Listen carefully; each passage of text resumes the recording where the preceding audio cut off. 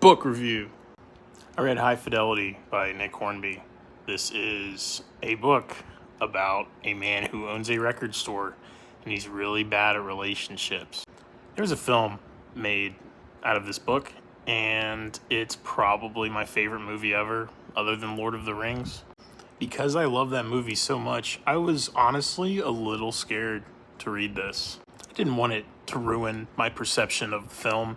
I didn't want the film to be so different from the book. I wanted to like both. And I'm happy to say this thing is essentially just like the movie.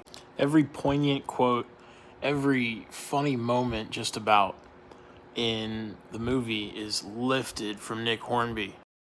A few slight differences from the movie. Obviously the setting. This takes place in London, whereas the film takes place in Chicago. But also, Rob Gordon, the main character, has a completely different taste in music in this book, which at the end of the day I thought was great because it just gives me more music to listen to. We'll say the book does reach a different level of depth because you're able to take the time and absorb what Rob is feeling and what he is thinking.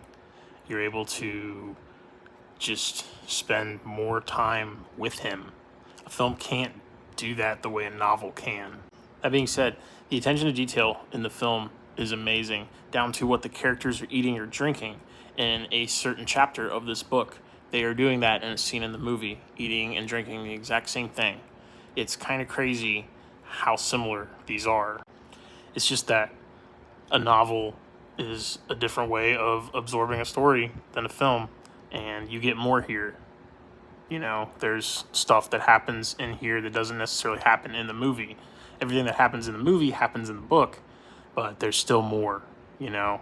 So yeah, because of the similarities to the film that is so important to me, how much I love that movie. I've seen it so many times. Because this is so similar, I gotta say this might be close to my favorite book I've ever read. Right up there with Lonesome Dove. I just love this thing.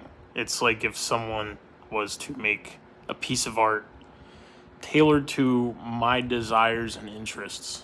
It's this book. It's awesome. So yeah, I'll be reading more Nick Hornby. He has other stuff, and I'm definitely going to read it. If you haven't read this, it's easy, it's funny, it's great. Try out High Fidelity.